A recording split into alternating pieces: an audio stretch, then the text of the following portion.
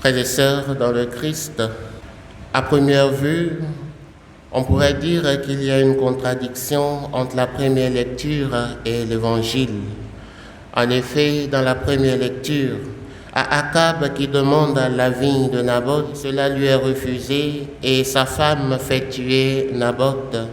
Alors que dans l'Évangile, le Seigneur dit de donner même son manteau à celui qui veut prendre notre tunique, de donner à celui qui demande.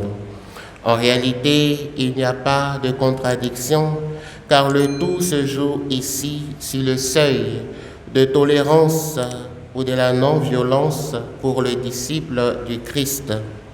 Dans l'Évangile, le disciple du Christ, c'est-à-dire le chrétien, est invité à ne pas rendre le mal pour le mal, car le faire serait se rabaisser, descendre au bas de l'échelle des valeurs humaines.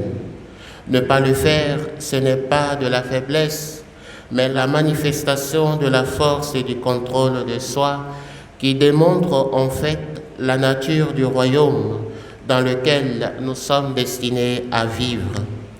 Il s'ensuit qu'au mal, il faut toujours répondre par l'amour et la générosité, car comme le dit le psalmiste, le Seigneur n'est pas un Dieu ami du mal, c'est un Dieu chez qui le méchant n'est pas reçu.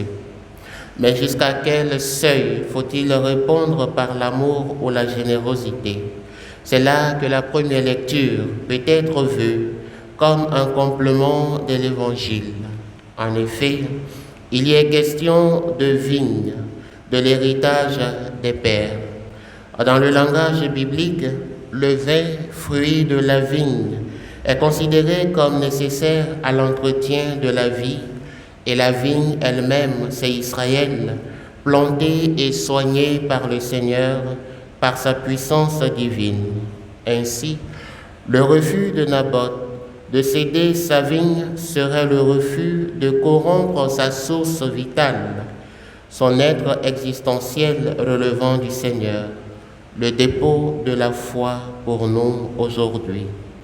Face aux vicissitudes de ce monde, nous devons faire l'effort de ne pas céder notre foi, notre vie en Jésus-Christ pour quoi que ce soit, c'est-à-dire ne pas vendre son âme au mal ou cautionner le mal. C'est là le seuil de la tolérance. Prions au cours de cette Eucharistie que le Seigneur nous aide à redoubler d'efforts dans notre pratique de la vie à sa suite, que le Seigneur nous éloigne des méchants et nous préserve du faux pas, qu'il nous aide à ne jamais céder notre héritage christique, c'est-à-dire notre foi en Jésus-Christ.